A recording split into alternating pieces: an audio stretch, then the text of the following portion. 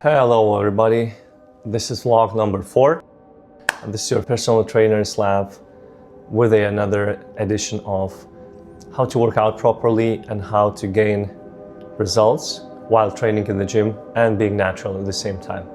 Now, from the previous vlogs, I've been fasting for 72 hours, as well I've been not working out for around 9 days.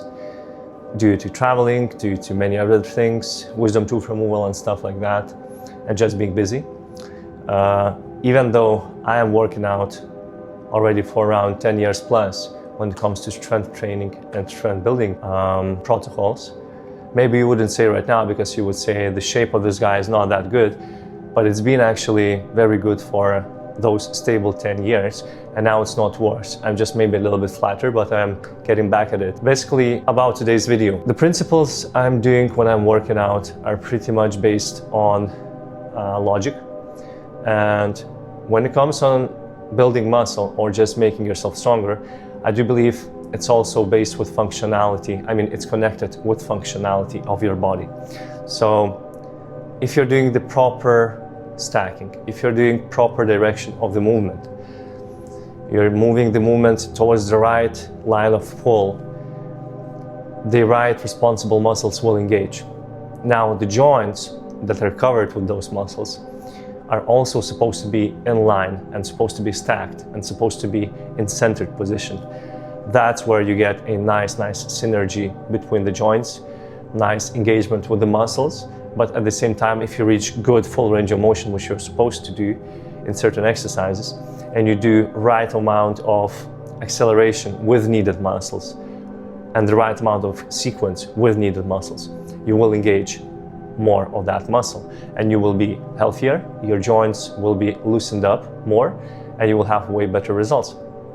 So that's the approach, that's the thing I'm trying to do. And I'm currently 32-year-old. Had my birthday at February 18th, same as my twin brother. By the way, we're almost the same looking guys.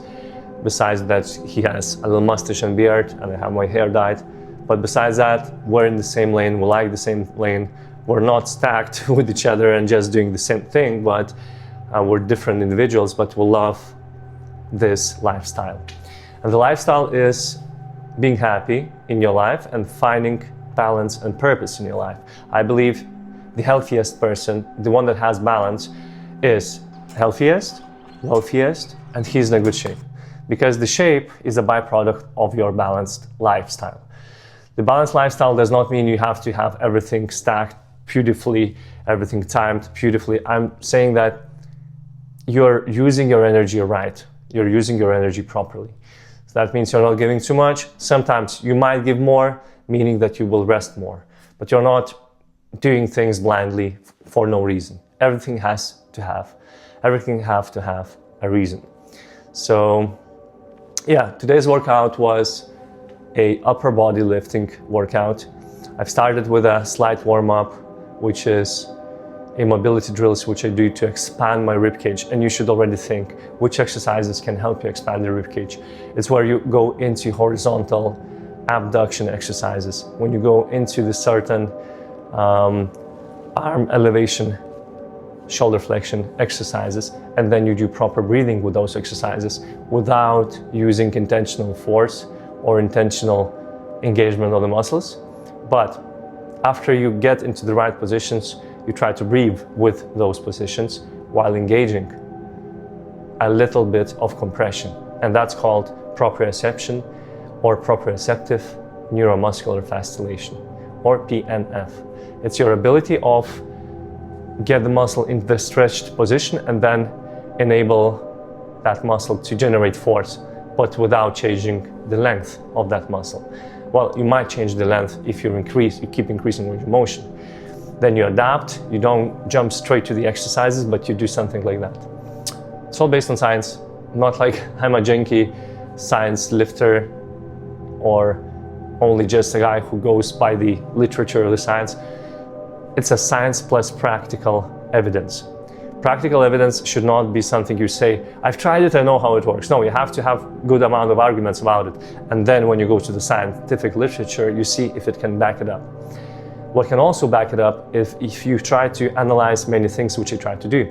So when it comes to movement or strength building, or in general, sports, athletes, strength, being athletic, I analyze so many things. I have a basketball background for 10 years. I've been watching basketball for so many years. I have also a background of doing all kinds of athletic things, because in the basketball we used to have camps. In those camps we used to do running, sprinting, jumps, athletic performance. In my University of Educational Sciences, Sports and Health Education, we've had also in each semester, in each year of 4 years, we had different disciplines of sports. We had wrestling, we had volleyball, tennis, football, athletics, basketball, and so many other things, many sports that we used to do. And those sports and those things that we used to do in university actually widened the perspective of how humans move. And what really fascinated me is the sports that's called, or calisthenic, you can call it calisthenic or gymnastics, because those guys do not care about the muscles, but their muscles developed so profoundly well. They have such a deep separations in their muscles, but the discipline itself is based on actually performing certain exercises as well. So yeah, this is about this video. I'm going to try to explain how many things I'm trying to do in the session. Usually the session is around 1 hour to 1 hour 20 minutes. And then, yeah, I try to choose right compound exercises which are going to engage most of the muscles per exercise. And then, of course, I choose isolated exercises for the single joint movements. I sometimes mix unilateral and bilateral exercises, meaning that I use 2 legs at the same time or 1 leg at the same time. Same with the arms. Stabilize, round, stack in. Allow yourself to coordinate yourself, move through that proprioception. Round, stack in, and then only start accelerating. Before the lift, I try to exhale, so I kind of drop my rib cage down a bit. Then I inhale through the nose, just light, not too much, so I feel the intra-abdominal pressure, and then I start accelerating. Exhale, inhale.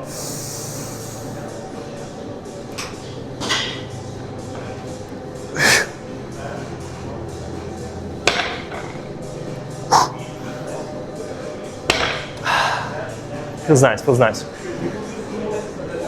I'll lift 180 kgs and then jump into something else.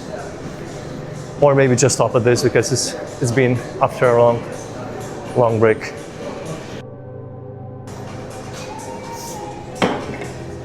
$180 kgs, just for a short lift. No straps, no nothing, but it's been a while, it's been a break. I remember when I was wild doing touch and go, 180 kgs for around 10 reps. I did notice a lot of benefit doing touch and go because it helped me to maintain pelvic and thoracic compression while doing the movement. So I'd say I'm doing a constant sequence, going up and down, but I'm maintaining pelvis and thoracic compression while doing the movement. Someone would say, per se, a power lifter, that it's not good to do that because you have to reset, you have to go for a dead stop.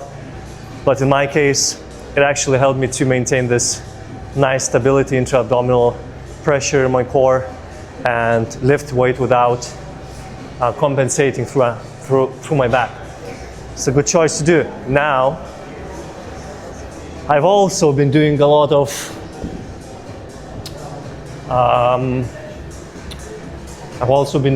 mistakes where I did not feel as perfect and I wanted to lift the weight. That was a mistake.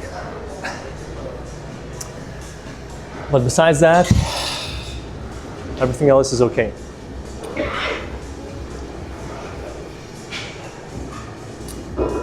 So if you don't feel like you're sharp, don't feel the strength in your grip that day, and you lost the lift, I mean you didn't make the lift,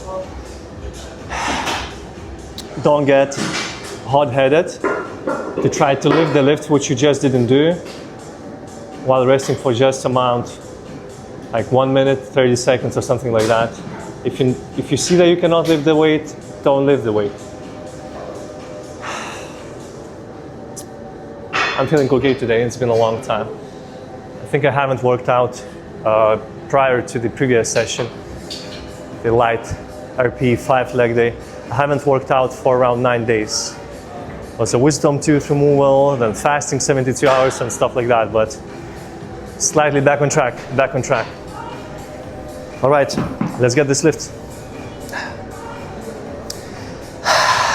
Exhale, inhale, wrap.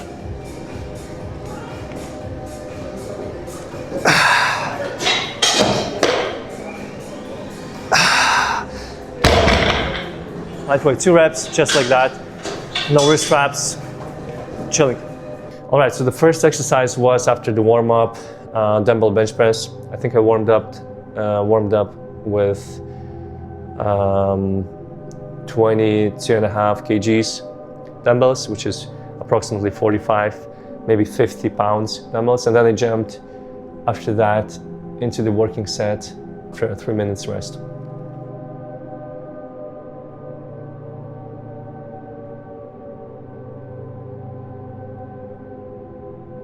I'm aiming just to do one working, crazy accelerating set. For me, it's a progress, even though I did that weight with many more repetitions, but considering I've just fasted for 72 hours and I had a break from working out for 9 days almost, it's a good working set. And I think I only did just that. After that, I jumped to overhead Arnold press, which is one of the most amazing exercises I can do.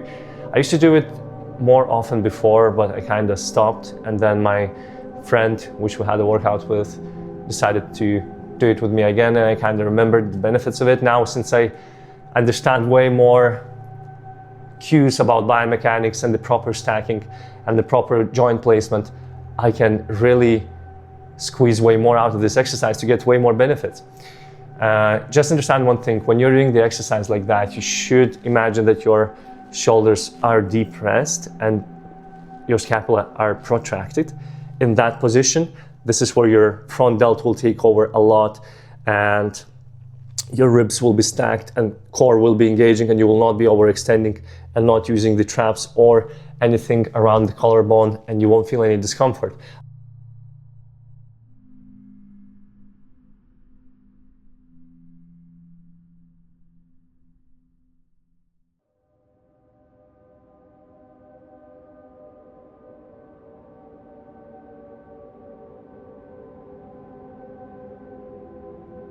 After doing 2 to 3 sets like that, I think I jumped to bodyweight dips. It's one of the best ways to get your upper body stronger. It's like a squat for the upper body, but you have to be healthy to do that, and you have to really stack and align your joints properly.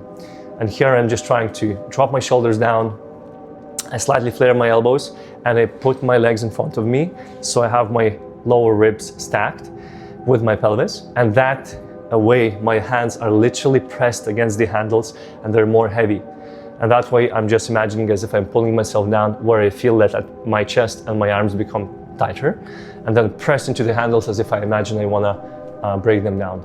So I do this also to almost 0 reps in reserve for around 2 to 3 working sets. But since I'm post a break, post fasting, within these sessions, I'm doing 2 working sets only, and I see how my body adapts. And it shouldn't be a problem, guys. You only should do effective and more volume only in that case where you feel like you have way more energy and you really want to push yourself and you still got way more in reserve. But even when you do have a lot of energy and you well slept, you shouldn't be overdoing it, because after that you will have a way longer diminishing returns, which you don't want. Bodyweight dips, dumbbell bench press, and Arnold press. I still considered that I didn't have enough time to do a proper session, so I stopped it that day, and then I came in the evening after my clients and finished deadlifts. And deadlifts is an exercise that I love big time. I think I was doing them for almost 3 years non-stop, just because I really developed the technique with them, and I was doing them so often, and I definitely overdid them as well, where I was trying to lift heavier weight that I could not. I did have some problems with deadlifts when I was overdoing it, even when my body was showing me all the signs to not do it. I did not feel force and strength doing the exercise, but I still pushed. And yeah, I did feel some discomfort in the hips region, but that's also not prior, but that's also connected to the basketball that I used to do and to the certain amount of asymmetry in my posture. But it's not a crazy amount of asymmetry, it's just the ability of stacking your ribs and pelvis. But honestly, I'm happy as how I do them, because I've never been doing them with a discomfort where I would feel a sharp pain and something that would lock me in. I was always the person who would teach others how to do deadlifts, because I was already understanding that it's all about the grounding and it's all about connecting your feet to the floor and pushing through the feet.